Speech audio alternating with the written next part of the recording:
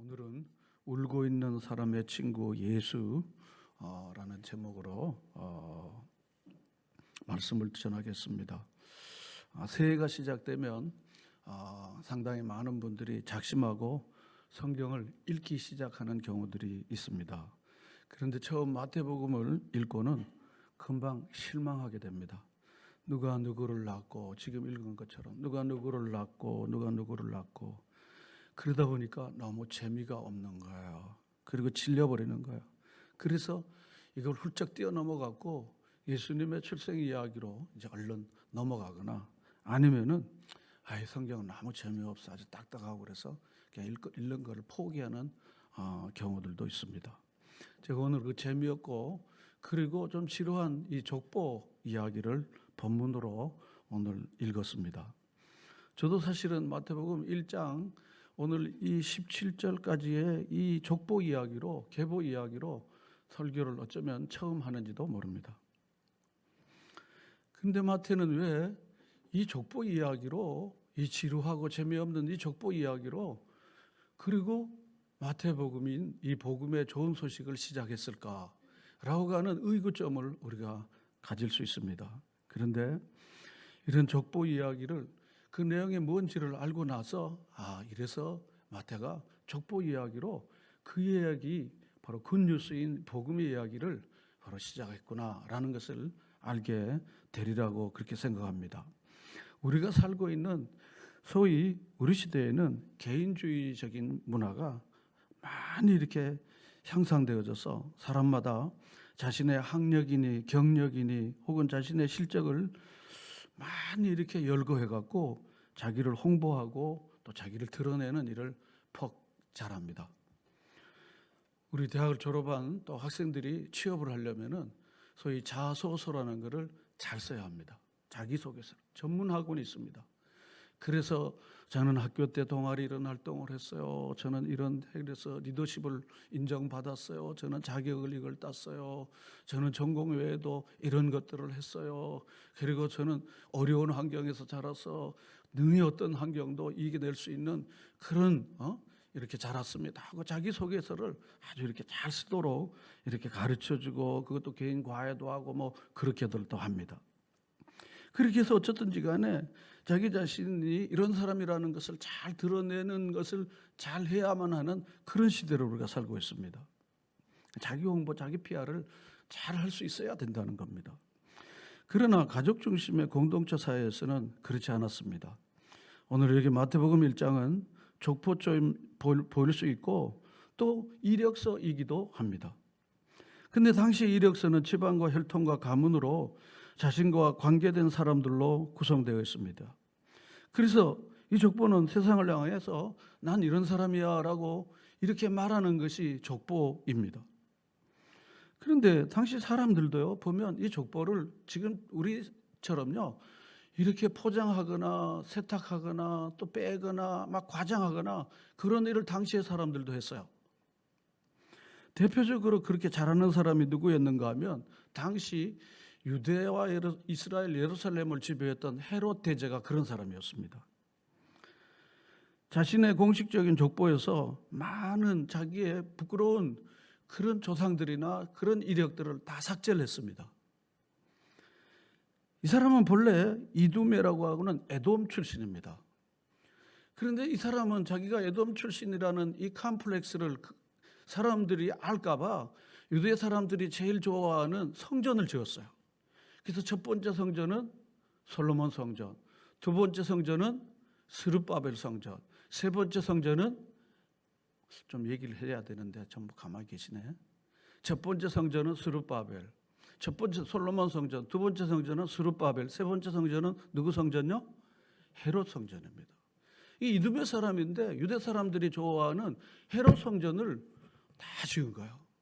이 사람들 중에 가난한 사람들을 위해서, 유대 사람들 중에 가난한 사람들을 위해서 토목공사도 하고, 그렇게 해서 이 사람들에게 소위 먹을 거를 주는 아주 정책을 잘 폈습니다. 그런데 이 사람 마음속에는 항상 나는 에돔 출신이고 이두메 출신이다, 이걸 어떻게 커버하려고 혼인관계를 맺는데 로마와 관계되어 있는 당시 유력자들과 혈통관계를 맺어갖고 자기 신분을 다 이렇게 세탁하는 일을 잘했습니다. 그렇게 해갖고 이 헤롯은 자기 자신이 이 에돔 출신이라는 것을 가리는 일을 위해서 상당히 명문가 출신들과 결혼도 하고 관계도 맺고 그렇게 해서 자기 신분을 딱 세탁해갖고 드러낸 사람이 바로 헤롯, 바로 대제입니다. 지금도 많은 사람들이 바로 그런 일들을 이렇게 하는 경우들을 우리가 알고 있죠. 우리 시대에는요, 저 북한 땅에 바로 김일성, 김정일, 김정은이 바로 이 신분 세탁을 아주 유력하게 잘해는 좋은 경우이죠. 바로 백두혈통 그래갖고 그렇게 해서 자기네 신분이 정말 백두혈통이라는 그걸 강조하기 위해서 특별히 백두산과 연관시켜서 그렇게 해갖고 자기 신분을 이렇게 사람들에게 과대 이렇게 선전해갖고 이렇게 하는 경우들이 있습니다. 그런데 마태는 이 예수님의 족보에서는요, 전혀 정반대로 가는 거예요. 정반대로 갑니다. 이 족보는 다른 고대의 다른 어떤 족보들과는 내용이 너무너무 다른 거예요. 우선 이 족보에 여자가 5명이나 등장을 하는 거예요. 여러분 예수님 시대에 다 알지 않습니까? 여자와 노예들, 어린아이들 숫자에 치지 않습니다. 여자로 태어나지 않은 거, 노예로 태지 않는 거, 이방인으로 태어나지 않은 거, 이게 큰 자부심인 겁니다. 그런데 예수님께서는 하나님의 아들 그리스도 구주이신데 예수님의 족보에는 여자가 무려 몇 명이라고요? 몇 명이라고요? 5명이나 올라간 거예요. 5명이요. 5명이나 올라갔습니다. 자, 올려주실까요? 본문에 보면요, 마태복음 1장 3절에 보면요, 우리가 읽었습니다. 다말 그렇습니다. 두 번째 누구입니까? 라합. 세 번째 누구입니까? 룻. 네 번째 누구입니까? 밧세바. 다섯 번째 누구입니까? 마리아. 5명이 다입니다. 근데 이 사람들을 이렇게 한번 살펴보십시오. 다 모두 다 예수님의 어머니, 어머니의 어머니, 어머니의 어머니, 어머니의 어머니의 어머니 딱 그런 것입니다. 그런데 이 사람들의 족보를, 이 사람들의 내력을 이제 한번 살펴보도록 하겠습니다. 그런데 여기 등장하는 이 사람들은 다 모두 주류 사회의 사람이 아니라 변두리 사람들이에요. 아웃사이더입니다. 그런데 예수님의 족보에 이 사람 5이 뽀얗게 여자인데다가 이들은 주류 사회 멤버가 아닌 아웃사이더인데도 불구하고 예수님의 족보에 뻗듯하게 이름이 잘 등재되어 있습니다. 첫 번째 등장하는 다말, 두 번째 등장하는 라합. 이 사람들은 가나안 사람들이었습니다. 가나안 사람이에요. 룻은 어디 사람입니까? 우리 룻기 공부에서 흔히 알잖아요. 어디 사람입니까? 모압 사람이지 않습니까? 모압 사람입니다. 근데 고대 유대인들은 그런 나라 출신들을 부정하게 취급해 성막이나 성전에 들어가서 예배할 수 있게 됐습니다. 느헤미야 시대에는 결혼한 거 다 물리도록 했습니다. 그 사람들하고 결혼한 거 다 물리도록 했습니다. 거룩한 하나님 백성의 본체를 잃어버렸기 때문에. 그런데 이 사람들은 인종적인 아웃사이더를 할 수 있는 그들이 예수님의 족보에 뽀렷이 등장하고 또한 이 여인들을 거명함으로써 마태는 일부러 독자들에게 더럽고 추악고 부도덕한 사건들에 관계됐던 사람들이 예수님의 조상이야 라고 하는 것을 마치 선전하듯이 이야기하는 거예요.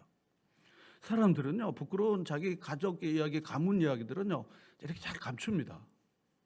그게 인간의 본성이에요. 왜냐하면 창세기 3장이 우리에게 말해주죠. 남이 알으면 좋을 거는요, 빙긋이 웃지만요, 남이 알면 되게 좀 부끄러운 것들은요, 굉장히 감추기를 힘쓰는데 감춰봤자 모든 사람들은 알고 다 알거든요. 눈치가 다 백단식이기 때문에. 이 사람들은 모를 거라고 생각하지만은 정작 나만 모를 거라고 생각하지 주변 사람들은 대부분 다 압니다. 왜냐하면 특히 우리나라 사람들은요, 제가 이렇게 살아보면요, 불필요하게 남의 일에 관심과 신경을 많이 써요. 집이 없는 사람들에게도 집도 사줄 것도 아닌데 집이 없다고 그걸 자꾸 이렇게 말합니다. 이게 우리나라 갖는 사람들이 저는 이게 좀 극복돼야 될 일이 아닌가, 저는 그런 생각을 그렇게 해요. 쓰근대는 게 대부분 그렇습니다. 별로 도움이 안 되는데 쓰근거리는 거죠. 그런데 지금 여기 이 마태는요, 이 사람들에 대해서 좀 감춰야 될 텐데 다 드러내는 거예요. 그래서 3절 우리 성경으로 갈까요? 3절로 가겠습니다. 3절에 보면요, 유다는 다말에게서 누구와 누구를 낳고요? 베레스와 세라를 낳고 그랬습니다. 베레스와 세라를 낳았다 그랬습니다. 근데 먼저 다말 이야기를 생각해 보면요. 시아버지 유다를 깜짝같이 속여갖고 자신과 동침한 사람이 바로 다말입니다. 전체 문맥을 살펴보면 유다가 다말에게 저지른 불의도 잘 나와 있죠. 이거는 너무너무 아주 파렴치한 일이에요. 이게 너무너무 부끄러운 일이야. 이런 근친상간에게는 성경 어디서나 하나님의 법에 어긋날 뿐 아니라 도무지 상상도 할 수 없습니다. 거룩한 하나님 백성에게는요. 근데 예수님은 세라의 후손이 아니라 베레스의 후손인데도 마태는 굳이 베레스와 세라를 같이 끼워 넣어서 다말까지를 포함시키는 거예요. 그러나 전체 족보에서 아마도 가장 흥미로운 인물은 이 라합 보십시오. 5절에 보면요. 라합 그는 가난한 사람으로도 모자라서 그는 매춘부야. 오늘 말한 뭡니까? 창녀였습니다. 또 뿐만 아니라 6절에 보면요. 다윗 왕이 나옵니다. 자, 우리 5, 6절을 다 같이 읽어볼까요? 살몬은 라합에게서 보아스를 낳고 보아스는 룻에게서 오벳을 낳고 오벳은 이새를 낳고 이새는 다윗 왕을 낳느니라. 다윗은 우리아의 아내에게서 솔로몬을 낳고 그렇습니다. 우리 다윗 스캔들을 우리가 너무 잘 알지 않습니까? 다윗 스캔들. 야, 너희들 조상 중에 왕이 있지? 으쓱인 거야. 아, 너희들 조상 중에 무슨 사자가 있지? 무슨 뭐 법관이 있지? 으쓱입니다. 왜냐하면 없는 사람이 있는 사람보다 더 많으니까요. 그러니까 조상의 왕이란 말이에요. 다윗 왕이거든요. 그러니까 으쓱해야 되는데 마태는요 그걸 억지로 축소시키는 거야. 왕이라는 것보다요 여기 누구의 아내라고 그랬습니까? 우리아의 아내. 뭡니까? 이게 다시 돌려서 풀어 설명하면 뭡니까? 우리아를 때려 죽이고는 그 아내를 탈취한 사람이 누구예요? 그게 누구예요? 그게 다윗이에요. 그게 다윗이란 말이에요. 거기서 솔로몬을 낳았다는 거예요.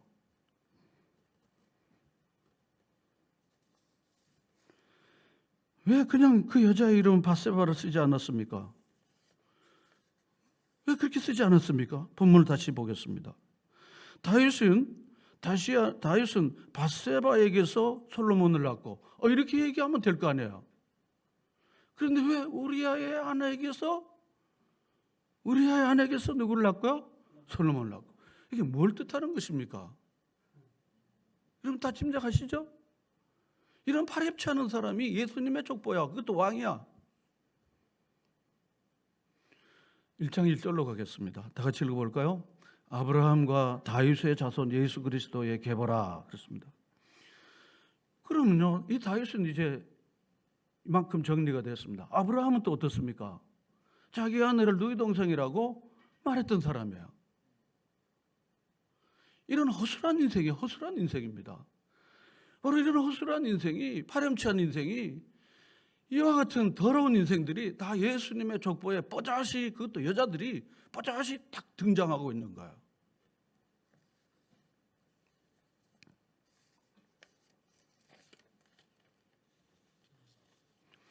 놀라운 사실은 우리아는요, 사울을 피해서 도망 다닐 때요, 다윗의 동지였습니다. 다윗의 생명을 보호해주고 담보해줬던 인물이 우리아였습니다. 요즘 말하면 다윗의 용사 다윗 캠프의 유력한 다윗의 동지가 우리아였습니다. 그런데 이 우리아에 대한 다윗의 태도는 어땠습니까? 놀라운 일입니다. 이런 배은망덕한 사람이 어디 있어요? 그렇게 충직한 우리아를 절대로 전선에 내 군인들은 지금 전선에 있는데 내가 여기 와갖고 내 아내와 편안하게 그렇게 같이 잘 수 있겠는가 하고 얼마나 충직합니까? 그랬던 이 우리아를 전선에 보내어서 죽도록 만들었고 죽인 이가 바로 다윗인 거예요. 그는 선을 악으로 갚은 사람입니다. 이게 바로 다윗입니다. 다윗. 저는 누군가에게 저에게 이름을 데이비드 킴이라 이렇게 좀 붙여줬으면 하는 그런 마음이 있어요. 아직도 붙여주는 분은 없지만 제가 스스로 나는 데이비드 킴이다. 저는 마음속에 그런 마음의 생각을 갖는 거예요. 다윗은 그의 시대에 하나님의 일을 했더라. 사도행전 13장 23절을요. 자기 일을 한 게 아닙니다. 자기 공로를 드러내고 자기 일을 한 게 아니라 하나님 일을 한 거. 이는 내 마음에 합한 자라. 저가 자기 일을 하는 것이 아니라 나의 일을 할 것이라. 저는 이 다윗을 아주 입이 닳도록 그렇게 정말 다 귀한 분이다. 그렇지만 오늘 다른 또 측면들은 바로 다윗이 이런 사람입니다. 그래서 마태는 밧세바라는 이름을 뺐습니다. 그리고는 우리아의 아내로부터 그런 겁니다. 우리아의 아내로부터 그렇습니다. 간음과 근친상간과 매춘을 저리는 남녀가 예수님의 족보에 뻗어지 감추지도 않고 숨기지도 않고 더 드러내고 있는 예수님의 족보, 예수님의 가계도 뭘 말하는 것입니까? 하나님은 사람의 모든 죄악과 혈통과 성적인 문제 등 도덕적인 문제로 우리를 부르시는 분이 아니시다는 거예요. 혈통이 그렇게 중요한 게 아니라는 겁니다. 우리의 모든 삶의 행위가 그렇게 중요한 게 아니라는 겁니다. 설령 상인을 했다도 사생자로 태어났다 해도 가문과 집안이 형편없다 할지라도 아무리 우리는 부정을 타고난 집였느라 할지라도 하나님의 손에 붙들린 자를 하나님께서는 신분 불문, 성별 불문, 과거 불문 하나님께서는 반드시 그를 통하여 하나님의 놀라운 일을 이루신다는 것을 말해주는 것이 아닙니까? 바로 이것입니다. 이게 이사야서 1장 18절에 보면 너희 죄가 주홍같일지라도 눈과 같이 이게 된다. 진홍같이 붉을지라도 양털같이 이게 하신다. 그런 것입니다. 사람이 자기 의로 구원에 이를 자가 없습니다. 자기 자신의 행위로 율법으로 의에 이를 자가 없는 것입니다. 우리는 가끔 이러죠. 그분은 굉장히 착한 것 같아. 그분은 굉장히 신실한 것 같아. 그런데 실제로 그분에게 가서 당신은 신실하십니까? 당신은 굉장히 훌륭하십니까? 그러면 그분들이 뭐라고 대답해요? 정직하고 솔직한 분들은 뭐라고 그래요? 아유, 그런 말 하지 마시라고. 그럼 지구멍이라도 들어가고 싶어. 정직한 분들은 그럽니다. 착해봤자요. 훌륭해봤자요. 이뻐봤자요. 잘해봤자입니다. 다 50보 100보예요. 모든 사람이 죄를 지었으므로 하나님의 영광에 이르지 못하였더라. 그래서 하나님께서는 인간의 과거나 행위로 인간을 평가하지 않기로 결정하신 거예요. 누구든지 죄는 얼룩은 다 있기 때문에 누구든지 예수 그리스도께 나와서 자기 죄를 자백하고 그리고 하나님의 손에 붙들린 자를 하나님은 과거 불문하고 하나님의 사람으로 하나님께서 세워주신다는 것을 보여주는 것입니다. 여러분 믿으십니까? 이것이 바로 마태의 복음의 첫 장이 바로 이것입니다. 누구든지 신분 불문, 과거 불문, 학력 불문, 그리고 집안 불문 하나님께 나와서 하나님의 손에 붙들린 자를 내가 쓰겠다. 여러분 믿으십니까? 이것이 바로 복음입니다. 굿뉴스입니다. 너 어느 학교 나왔어? 너 몇 점 맞았어? 너 집안이 누구야? 이게 우리 표준입니다. 지금부터 2000년 전에 예수님께서는 바로 이 하나님 나라의 복음을 통해서 이런 인간의 모든 편견과 차별들을 다 깨뜨리고 누구든지 수고하고 무거운 짐진 자들아 다 내게로 오라 내가 너희를 쉬게 하리라. 그것입니다.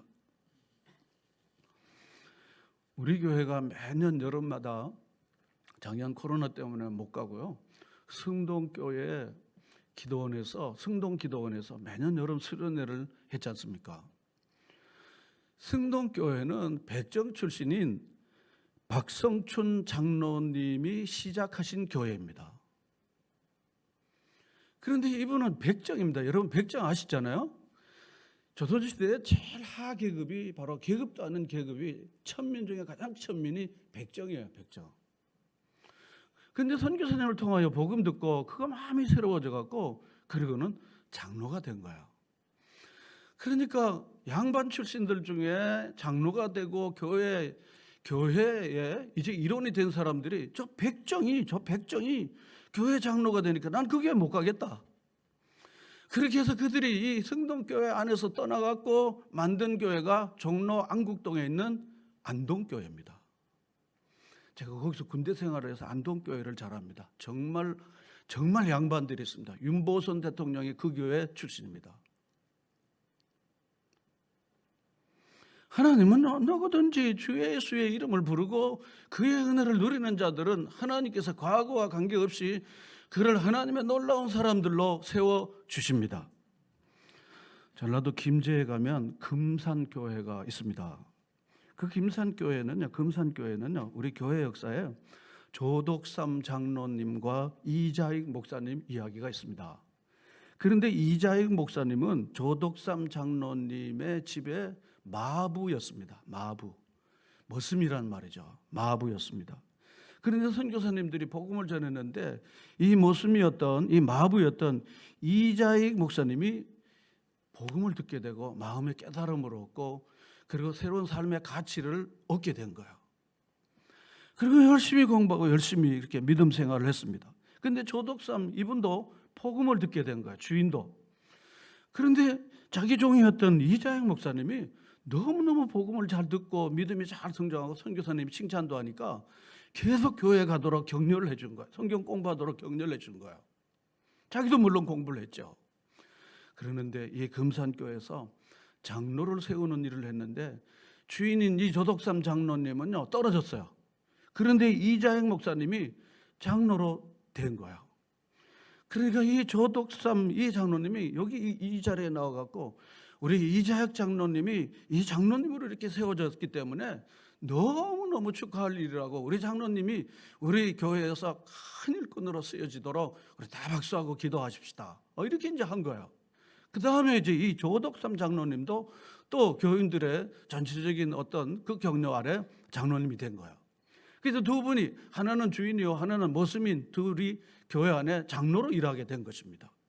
그런데 선교사님께서 계속 말씀을 전하고 가르치고 이렇게 배워주는 가운데 이 장로님 목사님이 너무너무 은혜를 깊이 받고 그래서 선교사님들이 바로 이자익 이 장로님에게 하나님의 일을 하는 것이 좋겠다라고 이렇게 제안을 했습니다. 그러니까 남의 집에 있는 사람이 자기가 임무를 할 수 없잖아요. 그러니까 이 조덕삼 장로님께서요, 당신은 우리 집에서 일하는 것도 없이지만은 신학을 공부해갖고 그리고 앞으로 훌륭한 목사님이 되셔야 된다고. 그렇게 해서 이 조덕삼 장로님의 격려 가운데 이분이 평양신학교에 가서 공부를 한 거야. 지금 이야기는 1900 5년도 10년도 어간의 이야기를 하는 겁니다. 그렇게 해서 평양신학교에 가갖고 선교사님들이 세운 이 신학교에 가서 공부를 잘하고 와서 이자익 목사님이 되신 거야. 그리고 목사님이 되어갖고 이 자기 모교인 금산교회 목사님으로 오신 거야. 그러니까 자기 모습은 목사님이요. 그리고 자기 주인은 바로 이 조덕삼 장로님은 거기 장로님으로 계시는 거야. 그런데 이 조덕삼 장로님은요, 우리 목사님께서 신학을 공부하고 오시니까 우리 신실한 하나님의 종이 오셨습니다 하고 막 격려를 하고 그렇게 하셨습니다. 그렇게 하니까 이자익 목사님이 어찌할 바 몰라가지고 자기 주인이었는데 자기를 이렇게 다 만든 분인데 그러면서 열심히 주의 일을 두 분이 합쳐서 그렇게 해서 우리 교회사의 아름다운 좋은 만남들, 좋은 이야기들을 지금도 우리가 알고 있습니다. 여러분이 네이버나 혹은 다음 검색에요, 김제 금산교회 혹은 금산교회를 치면요, 제가 지금 이야기했던 이야기를 그냥 편안하게 이분들의 두 분 얼굴까지 다 볼 수가 있고 이야기를 볼 수가 있어요. 그런데 이자익 목사님께서요, 너무 하나님의 은혜를 깊이 받고 나 같은 이 천한 거를 이렇게 하나님께서 세워주신 걸 너무 감사했어요. 지금도 있는 대전신학대학을 만드셨습니다. 그리고는 사망 격처에 가서 가난하고 병들고 고통당하는 사람에게 기도를 하고 일으켜주는 훌륭한 종으로 일했습니다. 그래서 그의 그 영적인 능력과 따뜻한 사랑에 감동해갖고요, 장로교 전체 총회에서 이분을 총회장으로 세우신 거예요. 한 번 하고 마는데요, 두 번으로 하신 거예요. 이분은 그런 욕심이 없습니다. 해방된 다음에요, 너무 나라가 혼란하잖아요. 그러니까 많은 교회 지도자들이 이자익 목사님에게 오셔갖고 목사님 이 난리가 났는데 목사님이 다시 한번 총회장을 해서 이 교회를 잘 이끌으셔야 합니다. 지금 좌우익으로 나라가 이렇게 난리 나는데. 그래서 이자익 목사님이 나 같은 게 어떻게 한 번 해도 두 번도 했는데 어떻게 하십니까? 좋은 분 찾으시라고. 아니 목사님이 하셔야 됩니다. 이분이 3번씩이나 총회장을 하시면서 하셨습니다. 그리고는 온갖 주의 일을 얼마나 하셨는지 몰라요. 그런데 이 김제 금산교회 창립 100주년 기념 예배 때요, 조덕삼 장로님의 손자였던 조세형 장로님이 나오셨습니다. 이분은 국회의원을 여러 번 하시고 일본 대사를 하신 장로님이십니다. 지금도 김제 금산교회 원로 장로님으로 계십니다. 그리고 이자익 목사님의 손자분은 저 연변과학기술대학 선교대학 아시잖아요. 거기 대학에 교수로 있고 대덕연구단지에 공학박사로 거기 카이스트에 교수로 있었던 분이 손자와 손자가 이 100주년 기념 예배당에 오신 거예요. 그런데 이자익 목사님의 손자되는 연변과학의대 교수하시는 이분이 이 조덕삼 장로님의 손자였던 조세형 장로님에게 가서 납죽 인사를 하시면서 장로님의 할아버님께서 우리 할아버님을 그렇게 귀하게 여기셔갖고 그래서 우리 집안 전체가 하나님을 잘 믿는 이렇게 된 게 너무 고맙다고. 조세형 장로님도 이 목사님께서 다 그렇게 하셔서 이렇게 됐습니다 하고 그런 아름다운 좋은 코인노니아를 역사 가운데서 우리가 볼 수 있는 겁니다. 여러분, 하나님은요 우리의 과거를 묻지 아니하십니다. 과거에 우리의 무슨 것들을 묻지 아니하시고 하나님의 손에 붙들려서 하나님의 사람이 되어질 때 하나님은 크게 하나님께서 쓰실 줄로 믿습니다. 상동교회는요, 우리 감리교회 참 모교회 같은 교회인데 정동제일교회와 상동교회가 있는데요, 이 상동감리교회는요 전덕기 목사님을 빼놓을 수가 없어요. 이 전덕기 목사님은요 숯장사 출신입니다. 나무에다 숯을 만들어서 메고는요 동네 전도를 다니면서 숯을 파는 분이었습니다. 역시 선교사님을 통하여 복음을 듣게 된 거예요. 그리고는 인생의 도리를 깨닫게 된 거예요. 사람은 이렇게 살아야 되는 거야. 내가 비록 못 배우고 숯장사를 하지만은 그렇지만 나는 이렇게 살 거야. 이걸 깨닫게 된 거예요. 선교사님들이 보니까 그가 믿음이 있고 하나님 나라를 정말 사모하는 마음이 있으니까 그를 신학을 공부하게 했습니다. 신학을 협성학교에서 신학을 공부해갖고 목사님이 되셨습니다. 1907년도에 네덜란드 헤이그에서 있는 이준 열사를 이 전덕기 목사님이 바로 이준을 보낸 거예요. 그 교회 상동 청년 멤버였던 이준을 보낸 거예요. 34명 중에 4인이 바로 이 상동 청년부의 청년 학생들이었습니다. 우리나라 독립운동의 가장 큰 산실은 상동교회 전덕기 목사님의 지도 아래 이루어졌다는 것을 우리 독립운동사에 잘 나와 있습니다. 하나님은 사람의 과거나 사람의 형편을 묻지 아니하시고 하나님은 모든 사람들이 어떤 신분이나 어떤 형편이라도 하나님을 잘 믿고 그 의지 가운데 있는 이들을 하나님은 이제나 저제나 언제나 쓰시는 줄로 믿습니다.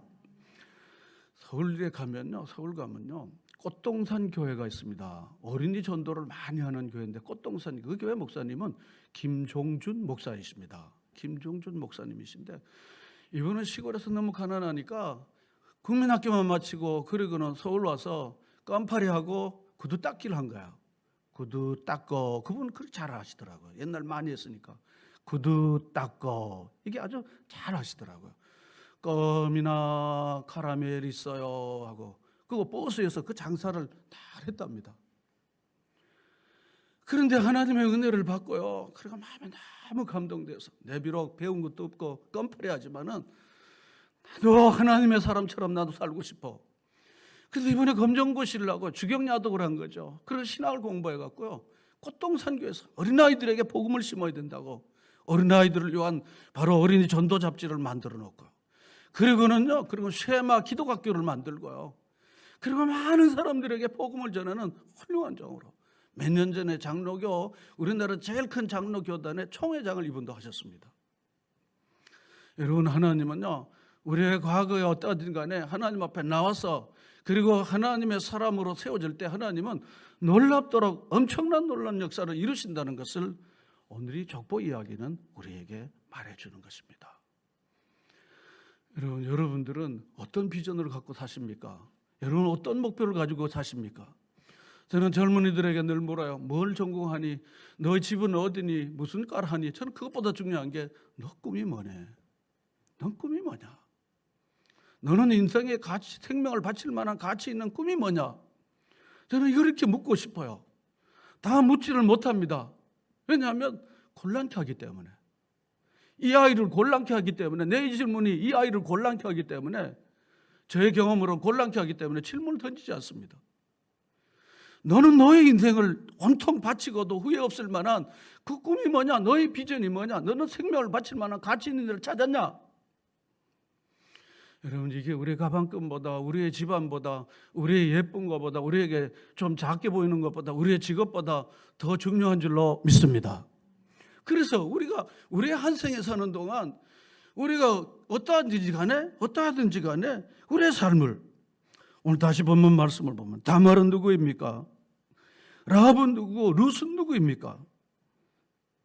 그리고 다윗은 누구입니까? 마리아는 누구입니까? 그는 목수와 결혼할 수밖에 없었던 아주 천한 자간이었습니까? 그렇지만 그는 예수님의 어머니가 된 겁니다. 주의 여정이오니 말씀대로 내게 이루어지이다. 이 고백을 한 이는 누구입니까? 예수님의 어머니 마리아였습니다. 여러분의 고백은 무엇입니까? 예수님에 대한 여러분의 고백은 무엇입니까? 오늘 우리는 세상에 이 땅 없어질 것에 생명을 걸고 있지 않습니까? 그까지 누가 나를 어떻게 여길까? 그게 그렇게 가치 있는 것입니까? 우리 삶에 정말 귀중한 게 무엇인가를 이 지루하게 여겨지는 이 족보가 우리에게 말해주는 거 아니겠습니까? 오늘 이 본문의 마침은 17절에 얼지지 않았지만요, 이 족보 이야기, 이 계보, 바로 이 계보 이야기의 마침은 무엇입니까? 그런즉 모든 대수가 아브라함부터 다윗까지가 연례되어, 다윗부터 바벨론으로 사로잡힐 때가 연례되어, 바벨론으로부터 사로잡힌 후부터 그리스도까지가 몇 대입니까? 연례대. 그 연례대 이러는 거야. 우리 대가 이게 익숙한 표현이 아니잖아요. 옛날 갈비 한 대, 두 대 이런 거 같이 한 대, 두 대. 지금은 이제 한 대, 두 대에서 1인분, 2인분 이렇게 됐는데요. 그러니까 이 14대로 이렇게 나누어지는데 시작이 무엇인가 하면 1장 1절에는 것처럼 아브라함부터 시작한 그 예언의 약속이 바로 연례대를 거쳐갖고 수많은 바벨론 포로이기까지 갔지만은 바로 아브라함에게 예언했던 그 예언이 뭡니까? 창세기 12장 3절에 너와 후손이 이와 같이 하겠다라고 하신 그 약속 창세기 3장 5절 이하에 있는 말씀이 바로 그대로 다 이루어지는 것입니다. 하나님은 하나님의 때 하나님의 방법대로 하나님은 반드시 자기 약속을 이루신다는 이 믿음으로 여러분들이 살아가시기를 바랍니다. 우리는 때때로 내가 원하는 방식으로 내가 원하는 대로 액수가 내가 원하는 방식대로 모든 일이 이루어지기를 바랄 때가 많습니다. 그런데 하나님께서는 우리가 원하는 방식보다 하나님 자신의 방식이 우리에게 더 유익하다고 생각하기 때문에 우리 방식대로 응답하시지 아니하고 하나님이 자기 방식대로 우리를 인도하신다는 거예요. 여러분, 하나님의 방식에 여러분들을 계속해서 편입시키는 기도를 많이 하시기를 바랍니다. 예수님의 모범이 그거 아닙니까? 아버지여, 이 잔을 내게서 거두어 주십시오. 이게 예수님이 원하시는 것이었습니다. 그러나 예수님께서 진정한 기도는 무엇입니까? 그러나 내 뜻대로 마옵시고 아버지 뜻대로 되기를 원하나이다. 하나님의 뜻이, 하나님의 나라가, 하나님의 영광이, 하나님의 아들 예수의 이름이 하나님 나의 이름보다 더 드러나게 주시옵소서. 이게 주기도문입니다. 결국 하나님께서 자기 뜻대로 자기가 약속하신 대로 예수 그리스도를 통하여 이 땅의 구원의 새 역사를 약속한 대로 이루신 것입니다. 이사야 55장 8절 9절 올려주실까요? 우리 다 같이 이 말씀을 읽겠습니다. 여호와의